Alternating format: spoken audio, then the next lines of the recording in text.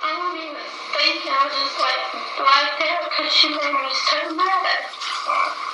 And like, I just kept with her and she was just going, please don't, please don't. I said, shut up, I don't want to talk to you, I don't want you to talk to me. I said, I just want to find some way to get out of this. I said, it's gone too far. I need to do what I've done so far. Halo semuanya, selamat datang kembali ke channel Ringo. Aku harap kalian semua dalam keadaan baik dan menjalani hari yang menyenangkan. Tapi kali ini, yang akan kalian dengar bukan kisah yang menyenangkan. Ini adalah salah satu kasus pembunuhan paling brutal yang pernah dilakukan oleh remaja kepada sesama remaja. Pada awal tahun 1995, Colleen Slammer, seorang gadis berusia 19 tahun, mengikuti program pelatihan kerja. Dia datang dengan harapan akan masa depan yang lebih baik. Tapi dia tidak pernah tahu bahwa di tempat yang seharusnya menjadi awal barunya justru menjadi akhir dari segalanya. Di antara teman-teman barunya, ada satu yang diam-diam menyimpan kebencian, dan kebencian itu berubah menjadi obsesi yang berkepanjangan. Malam itu, Colleen diajak berjalan keluar oleh 3 orang yang dia kenal. Mereka bilang mereka ingin berdamai, tapi yang menunggu di tempat tujuan adalah malam terakhir dalam hidupnya. Dia disiksa selama hampir 30 menit, dihina, dilukai, dan dipukul tanpa ampun. Bahkan lambang pentagram diukir di dada. Dan setelah Colleen meninggal, sebagian tengkoraknya dibawa pulang oleh si pelaku sebagai trofi. Apa yang mendorong seorang gadis berusia 18 tahun melakukan hal sekejam ini? Cinta, kecemburuan, atau memang ada sisi gelap yang selama ini tersembunyi di dalam dirinya? Ini bukan hanya tentang pembunuhan, ini adalah kisah tentang pengkhianatan, manipulasi, dan kegelapan yang bisa tumbuh bahkan di usia muda. Dan inilah kasus yang dilakukan oleh Krista Pike yang lahir pada tanggal 10 Maret tahun 1976 di Virginia Barat dari pasangan Emil Glenn Pike dan Carissa Hansen. Sejak sebelum dia melihat dunia, Krista sudah menanggung akibat dari pilihan orang tuanya. Ibunya yang tengah mengandung seringkali mengabaikan kesehatannya, sesuatu yang kelak berdampak besar pada kehidupan Krista. Keluarganya hidup dalam bayang-bayang kecanduan, alkohol menjadi bagian dari kehidupan sehari-hari orang tuanya, bahkan lebih penting daripada anak yang sedang tumbuh di dalam kandungan. Akibatnya, Krista lahir dalam kondisi yang mempengaruhi fungsi otaknya, terutama di bagian frontal yang mengatur perilaku dan pengambilan keputusan. Dia juga mengalami kejang-kejang sejak kecil, namun tidak pernah dibawa ke dokter oleh ibunya. Justru pengasuhnya yang memperhatikan kondisi itu, dan ketika mencoba memperingatkan Carissa, sang ibu malah menolak untuk datang ke rumah sakit. Rumah tangga Carissa dan Glenn sangat kacau. Mereka terlalu larut dalam gaya hidup yang tidak sehat, sampai melupakan kewajiban dasar seperti menjaga kebersihan rumah. Beberapa kerabat pernah menyaksikan pemandangan memilukan. Krista yang masih bayi merangkak di lantai yang penuh kotoran anjing. Lalu saat Krista berusia 2 tahun, kedua orang tuanya berpisah, tapi alih-alih membaik, keadaan justru semakin memburuk. Tidak satupun dari mereka benar-benar menginginkan atau siap membesarkannya. Krista tumbuh berpindah-pindah dari satu rumah ke rumah lain, rumah ayahnya, rumah ibunya, dan rumah masing-masing kakek dan neneknya. Tapi sayangnya, tidak ada satupun tempat yang benar-benar aman untuknya. Di salah satu rumah, dia mengalami kekerasan fisik. Di rumah lainnya, sang nenek dari pihak ibu yang juga peminum berat sering mengurung Krista di lemari jika merasa terganggu oleh keberadaannya. Namun ada satu orang yang memberi Krista sedikit rasa aman, yaitu neneknya yang lain, ibu dari ayahnya. Seorang wanita religius yang terlihat kuat meskipun dia menyimpan lukanya sendiri. Menurut pengakuan Krista, Ernest, teman neneknya, memperlakukannya dengan sangat tidak pantas sejak dia masih balita. Bertahun-tahun kemudian, neneknya akhirnya mengetahui masalah ini, jadi dia memutuskan hubungan mereka. Dan kini, dia memilih tetap bersama cucu perempuannya dan Krista merasa aman di sisi neneknya. Tapi hal ini tidak berlangsung lama karena saat Krista berusia 12 tahun, neneknya meninggal dunia. Krista kemudian kembali ke pelukan ibunya, di mana ibunya ini seringkali berubah-ubah. Ada hari ibunya menjadi sangat penyayang, dan besoknya berubah menjadi tidak peduli.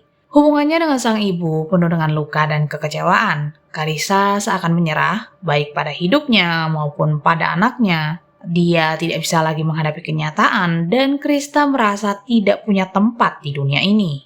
Di Di usia yang masih sangat muda, Krista mulai melukai dirinya sendiri, bahkan dia pernah mencoba mengakhiri hidupnya. Namun yang paling menyakitkan adalah ketika sang ibu tidak menunjukkan reaksi apapun, hanya berharap semuanya akan membaik seiring waktu. Tapi ternyata hal itu justru semakin bertambah buruk. Pacar-pacar ibunya datang dan pergi dan sebagian dari mereka memperlakukan Krista dengan sangat buruk. Salah satunya bahkan membuat alat khusus untuk menyakitinya dan menggantungnya di dinding sebagai simbol kekuasaan. Tidak hanya itu saja, Krista kembali mengalami peristiwa kelam saat usianya masih sangat muda dan sekali lagi ketika dia mulai memasuki usia remaja. Pelaku pertama adalah seseorang yang tinggal tidak jauh dari tempat tinggalnya dan yang kedua yang menyakitinya adalah seseorang yang dikenal oleh ibunya sendiri. Krista sempat memberanikan diri menceritakan kejadian itu pada gurunya, kemudian mereka membuat laporan dan tindakan pun diambil oleh pihak berwajib. Namun ketika polisi menyampaikan semuanya pada Carissa, sang ibu justru menolak untuk mempercayai cerita anaknya dan dia mengklaim kalau putrinya itu telah berbohong. Di usia yang masih remaja, Krista sudah mulai kecanduan alkohol, zat-zat terlarang, bahkan dia mulai berurusan dengan kepolisian. Di usia 15 tahun, dia dijatuhi hukuman 12 bulan penjara remaja karena terlibat perampokan, dan ketika dia bebas, Krista keluar dengan pribadi yang lebih keras. Namun, sekolah tidak lagi menjadi pilihan ketika dia berusia 16 tahun. Di usia ini juga, Krista didiagnosis mengalami bipolar, tapi sayangnya, kondisi mental itu tidak ditanggapi serius oleh ibunya. Setahun kemudian, dia mengalami peristiwa traumatis yang membekas dalam hidupnya, di mana pada suatu malam, saat berjalan sendirian dalam gelap, dia dihampiri oleh seorang pria asing yang kemudian menyerangnya. Krista mencoba melarikan diri, tapi pria itu menyeretnya, memukul kepalanya dengan batu, lalu menariknya ke atas bukit. Dengan menjambak rambutnya, dia diserang secara brutal, disakiti secara fisik, dan dia juga diperkaos. Krista kemudian melaporkan kejadian ini ke pihak berwenang, dan catatan rumah sakit mengkonfirmasi bahwa dia memang mengalami kekerasan tersebut, tapi ibunya tetap tidak mempercayainya.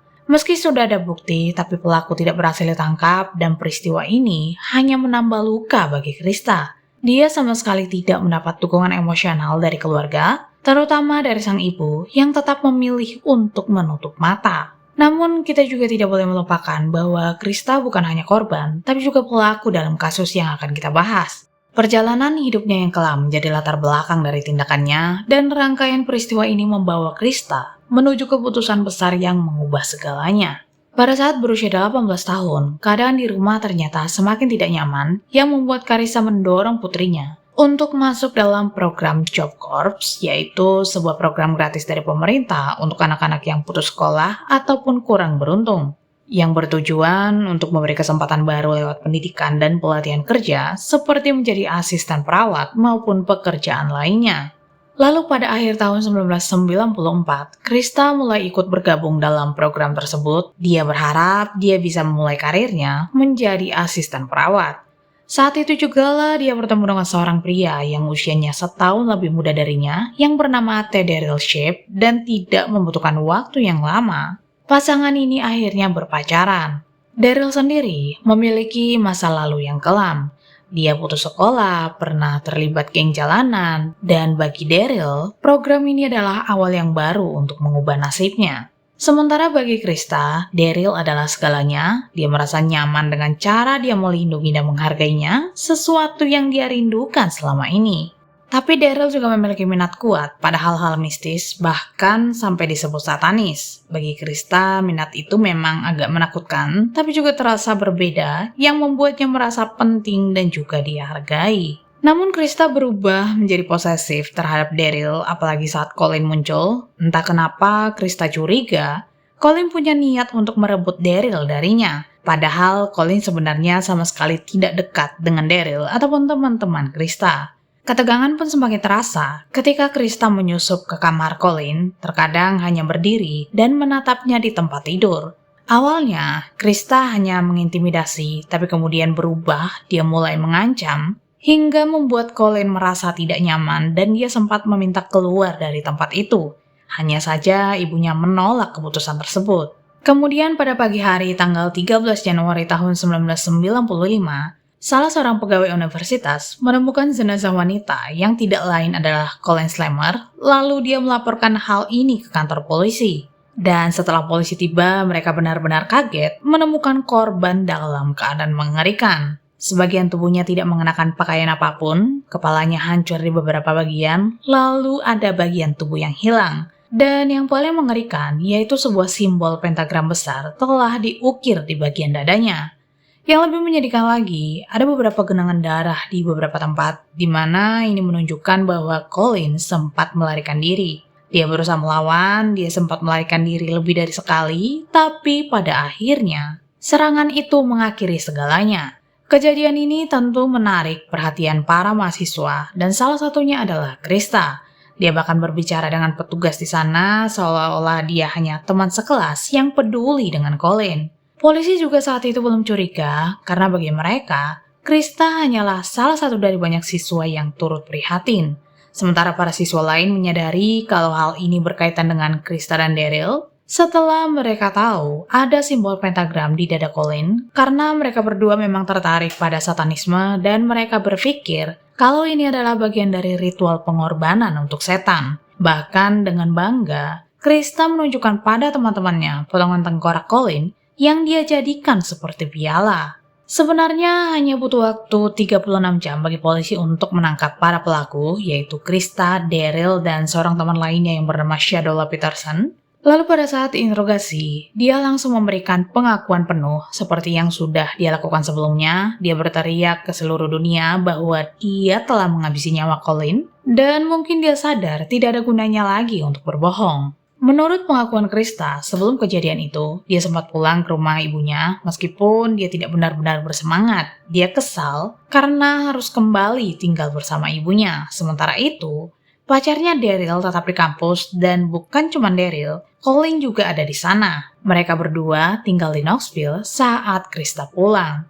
Lalu saat itu jugalah Daryl dan Colleen mulai sering terlihat bersama, mereka terlihat dekat, dan ketika Krista kembali ke kampus setelah liburan, dia langsung merasa ada yang janggal.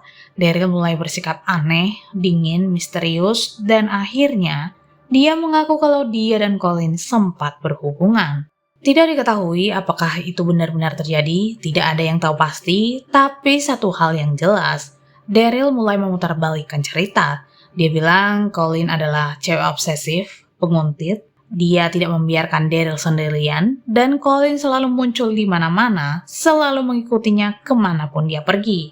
Krista ternyata percaya penuh dengan cerita ini, dia dibakar api cemburu, dia menjadi sangat marah, dia menjadi obsesi pada Colleen, dan dia yakin Colleen ingin merebut Daryl darinya. Krista mulai berubah dari pacar cemburuan menjadi seorang penguntit. Dia mulai mengikuti Colleen kemanapun, dia mulai menghinanya, memulai keributan di lorong kampus, mengancam, dan terus mengintimidasi, yang membuat Colleen menjadi takut kalau dia harus bertemu dengan Krista.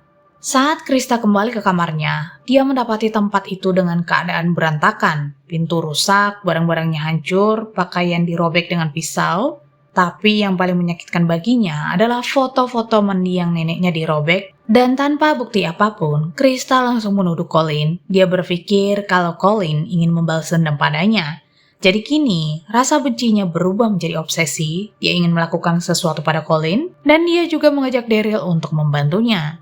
Sebenarnya Daryl menanggapi hal ini dengan respon yang berbeda. Dia bilang kalau mereka harus melakukan penumbalan manusia agar hubungan mereka tetap awet. Dan Krista semakin bersemangat untuk memilih Colleen sebagai tumbalnya. Tapi mereka butuh tempat yang aman. Krista tahu kalau mereka berantem di kampus, dia bisa dikeluarkan. Jadi mereka putuskan untuk melakukannya di luar kampus. Bahkan pada salah satu teman yang bernama Kim, dia mengaku akan menghabisi nyawa Colleen. Keesokan harinya, pada tanggal 12 Januari tahun 1995, Krista dan Daryl mulai menjalankan rencana mereka yang tidak masuk akal. Mereka juga mengajak teman mereka yang lain yang bernama Shadola. Pagi itu, saat jam sekolah, Krista mendekati Colleen dan mengatakan bahwa malam nanti, dia, Daryl, dan Shadola akan pergi keluar dan akan menghisap zat-zat terlarang. Krista lalu bertanya apakah Colleen ingin ikut, dan Colleen awalnya ragu karena bagaimanapun Krista telah mengganggunya selama berbulan-bulan. Tapi di saat yang sama, Colleen ingin percaya bahwa ini mungkin adalah ajakan perdamaian.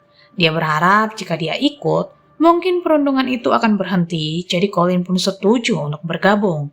Malam itu, sekitar jam 8 malam, mereka mulai berjalan ke sebuah pabrik uap terpencil dan terbengkalai di dekat kampus, tapi saat mereka melewati hutan, Colin mulai merasa tidak nyaman. Dia menyadari ada yang tidak beres. Tapi sebelum Colin sempat bereaksi, Krista mulai menyerang secara fisik. Dia memukul wajah Colin berulang kali. Colin juga sempat berteriak dan memohon agar Krista berhenti, tapi Krista tidak peduli. Dia menarik rambut Colin, membenturkan kepala Colin ke lututnya hingga hidungnya patah. Sementara itu, Daryl dan Shadola hanya berdiri dan menyaksikan. Mereka tidak berbuat apapun. Sementara Colin sudah tergeletak di tanah, menjerit kesakitan. Namun Krista tidak juga berhenti. Dia terus menendang kepala Colin dan kembali membenturkan kepalanya ke tanah. Tiba-tiba, Colin berhasil bangkit dan mencoba melarikan diri, tapi Daryl segera mengejarnya, menangkapnya, dan membantingnya kembali ke tanah. Kemudian mereka merobek pakaian Colin, melepaskan baju dan pakaian dalamnya, lalu Krista mengeluarkan pisau dan alat pemotong daging.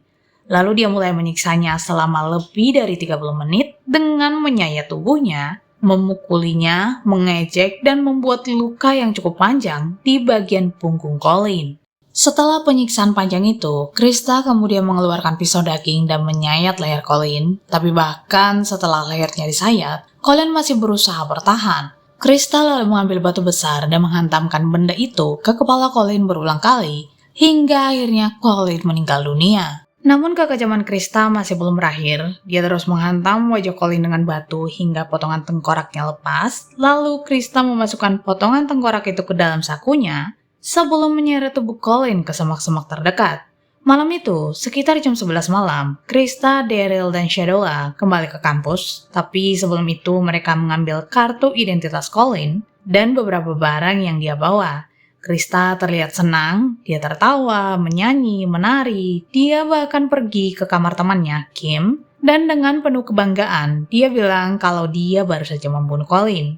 Kim hampir tidak bisa mempercayai apa yang dia dengar. Siapa yang bisa percaya kalau seseorang datang dengan santai mengaku telah membunuh? Tapi kemudian Krista mengeluarkan potongan tengkorak Colin dari sakunya untuk membuktikan kalau apa yang dia katakan memang benar adanya.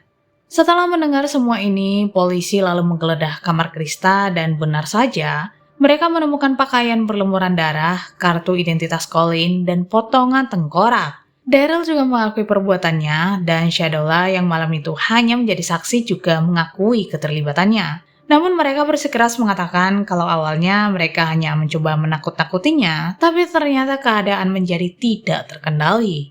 Kasus ini kemudian dibawa ke pengadilan. Shadola memutuskan untuk menjadi saksi negara. Meskipun dia tidak ikut secara langsung, dia tetap bersalah.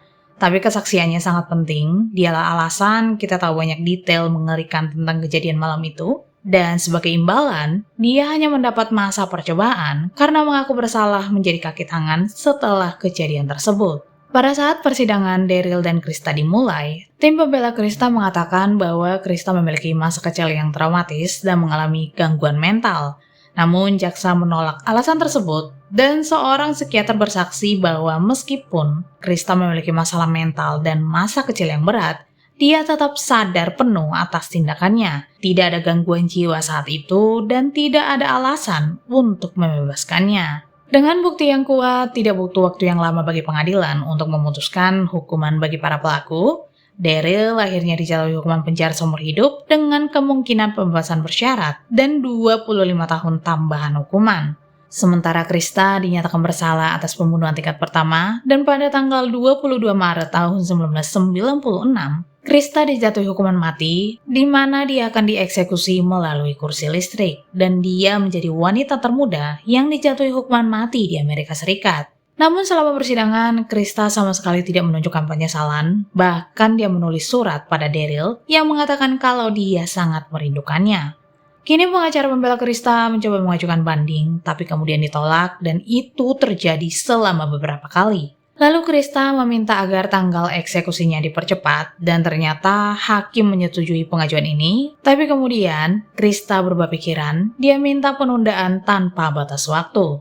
Pada bulan Agustus tahun 2001, Krista mencoba menghabisi nyawa salah seorang teman satu selnya dengan tali sepatu. Lalu pada tahun 2012, dia merancang pelarian dengan mantan sipir dan sahabat penanya. Hanya saja, rencana itu digagalkan sebelum sempat dijalankan. Tapi tetap saja, Krista mendapat hukuman tambahan meskipun sebenarnya dia tidak akan pernah bebas. Kasus Krista Pike adalah kasus yang rumit. Kejahatannya tidak bisa diucapkan. Colin tidak pernah berbuat salah padanya. Dia tidak pantas menerima kematian sekejam itu. Tapi berbicara tentang Krista juga tidak bisa dilepaskan dari masa lalunya. Dan masa kecilnya pun penuh kekerasan bahkan ketakutan. Anyway, terima kasih banyak telah menonton video ini. Aku harap kalian menyukainya dan sampai jumpa di video selanjutnya.